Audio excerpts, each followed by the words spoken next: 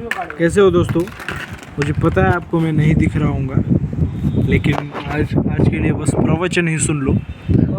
तो आज की ये वीडियो होने जा रही है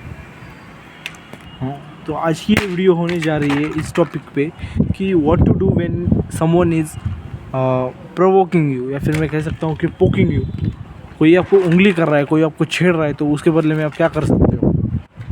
और लिटरल एकदम प्रैक्टिकल वे नहीं है इसका। मैं जो भी बताने जा रहा हूँ वो सिर्फ एक स्टोरी के मीडियम से बताने जा रहा हूँ। तो कहानी है भगवान बुद्ध की। तो आपको पता ही होगा कि भगवान बुद्ध कितने बड़े एकदम फिलोसोफर रह चुके हैं, या फिर मैं कह सकता हूँ कि बहुत बड़े संत रह चुके हैं, जिनको बहुत बड़े बड़े राजा अपना गुरु मानते थे, या फिर मैं कह सकता हूँ अपनी इंस्पिरेशन मानते थे, बहुत कुछ मानते थे। ऐसे बड़ी पर्सनैलिटी की आज मैं कहानी सुनाने वाला हूँ। तो ऐसे ही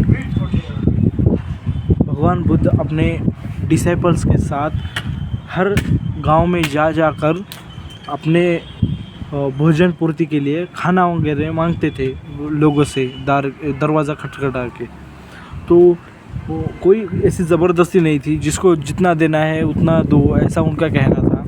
और कई जगह वो गए, लेकिन कई जगह गए, उन्होंने पूछा बहुत लोगों से, तो बहुत जनों ने नकार दिया, बहुत जनों ने उनको खाना दिया। तो ऐसे ही उनका जीवन व्यतीत हो रहा था। लेकिन भगवान बुद्ध की पर्सनैलिटी आपको पता ही होगा कि कितनी डिवाइन है, या फिर मैं कह सकता हूँ कि कितनी फेमस है।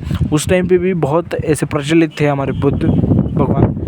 तो दूसरे उनके गांव से वो ऐसे ही पास के गांव में ऐसे भिक्षा मांगने के लिए गए थे। तो वो जैसे ही उस गांव में आए, तो उस गांव में एक आदमी था, वो भाग के दूसरे उसके नियर के गांव में गया।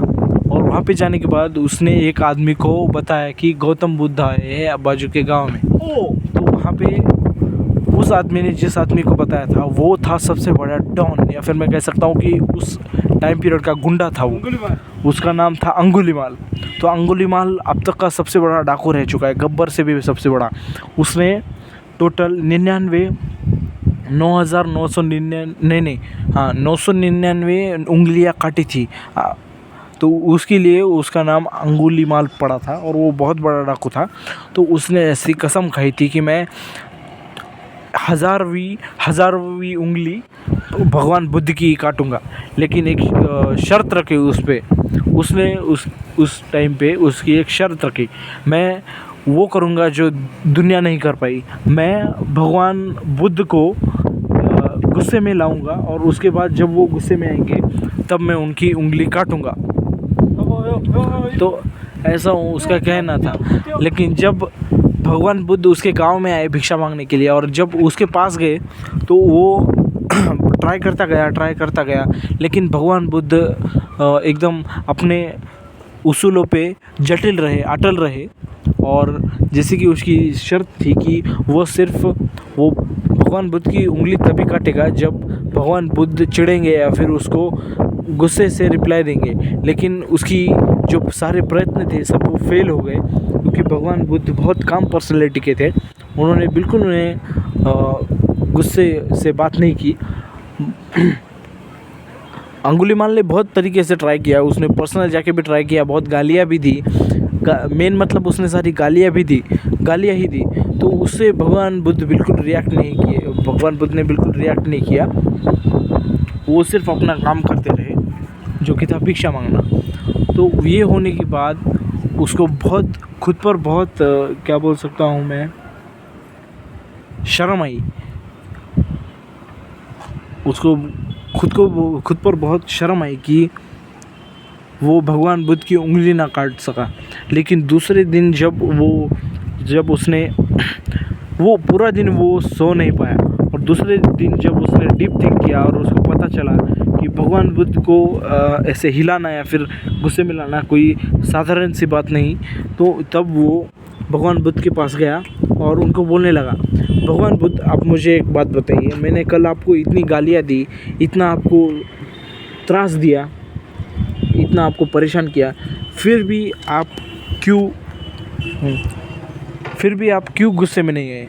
तो उस टाइम पे जो भगवान बुद्ध का आंसर था वो अभी आप सबको सुनना चाहिए जो कि इस वीडियो को देखने के लिए आए हैं। तो उस टाइम पे भगवान बुद्ध ने कहा, अभी यहाँ पे आते वक्त मुझे एक शिकारी मिला था। तो उस शिकारी ने वो यहाँ इस गांव में आने से पहले मुझे एक शिकारी मिला था। तो उस शिकारी के पास मिठाइयों का एक डब्बा था। तो शिकारी ने कहा, भगवान बुद्ध आपके लिए मिठाई लाया हूँ क्योंकि मुझे बेटा हुआ है या फिर बेटी हुई है। तो उस टाइम पे मैंने वो मिठाइयाँ एक्सेप्ट नहीं की।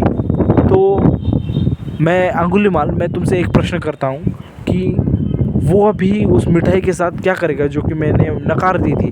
तो अंगुलीमाल ने बोला सोच के कि वो घर वालों को ही दे देगा या फिर खुद के पास ही रख लेगा। तो ऐसे ही भगवान बुद्ध ने समझाया कि जब तू मुझे गालियाँ दे रहा था तब मैंने बिल्कुल नहीं ली, तो वो सब तेरे पास ही रह गई और तेरे फैमिली को पास ही रह गई। भगवान बुद्ध का कहना था कि जैसे वो मिठाई वाले ने इनको आग्रह करके भी इन्होंने नहीं लिया तो वो मिठाइयाँ उनके पास ही रह गई ना। तो ऐसे ही जैसे इसने गाली भगवान बुद्ध को दी थी, उस टाइम पे भगवान बुद्ध ने इसकी गाली नहीं ली तो वो सारी गालियाँ उसके पास ही रह गई। ऐसी है उनकी थ्योरी।